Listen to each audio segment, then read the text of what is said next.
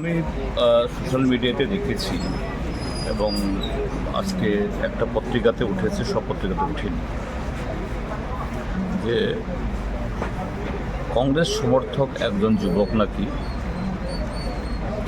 গত পরশুদিন, অর্থাৎ গতকাল যে ঘটনা তার আগে এই সোশ্যাল মিডিয়াতে একটা লাইভ একটা করেছে এবং মুখ্যমন্ত্রীর বিরুদ্ধে খুবই অশ্লীল বা পরিহিত কথা বলেছে।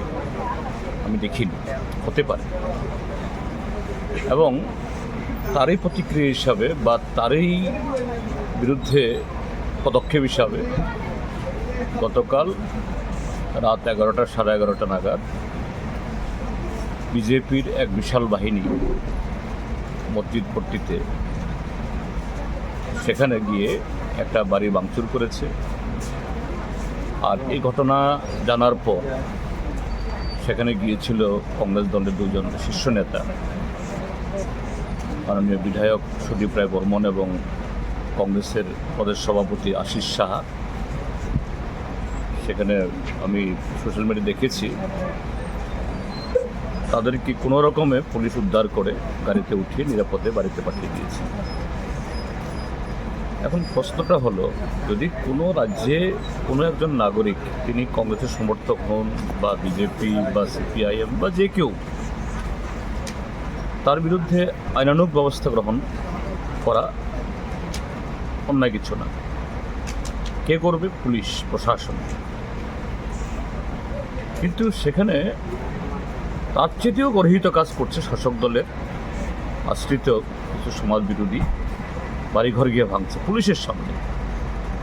এবং সেটি গতকাল যদি পুলিশ না থাকতো, সুদীপ রায় বর্মন এবং আশিস সাহার উপরেও দৈহিক আক্রমণ হতো একদম, এটা নিশ্চিত। এই ঘটনা অত্যন্ত উদ্বেগের এবং নিন্দনীয়। এবং যে যুবক মুখ্যমন্ত্রীর বিরুদ্ধে এরকম ভিডিও করেছে, যদি খারাপ বলে থাকে, আমি এটাকেও সমর্থন করছি না, এটা হওয়া উচিত না। কিন্তু তার পাল্টা হিসেবে যা হলো, এটা তো আরও বেশি অন্যায়। তো এখন মুখ্যমন্ত্রীর পাড়াতে, মুখ্যমন্ত্রীর বাড়ি থেকে কয়েকশো মিটার দূরে হবে, সেখানে যদি রাত দুপুরে এরকম ঘটনা ঘটে, এই রাজ্যে আইন শৃঙ্খলার হাল কী? এবং এখন অবধি যে গতকাল যারা ভাঙচুর করেছে, এবং কোন সময়তে ঈদ উৎসব যখন চলছে, এই আবহে, আমি ওই এলাকার কিছু লোক আছে, সকালবেলা আমাকে ফোন করেছেন, তাদেরকে নাকি হুমকি দেওয়া হয়েছে আজ বিকালের মধ্যে তাদের যার যার ঘরে তালা লাগিয়ে তারা যেন এলাকা ছেড়ে চলে যায়, অথবা গোটা বাড়িঘর সব ধ্বংস করে দেবে। আমি তুরন্ত সঙ্গে সঙ্গে ডিজিপিকে ফোন করেছি, বলেছি এটা কোন ধরনের শাসন? আইনের রুল অফ ল কি আছে? গতকাল পুলিশের সামনে একদল লোক এইভাবে আইন হাতে তুলে ধরলো, এখন আবার এটা করছি।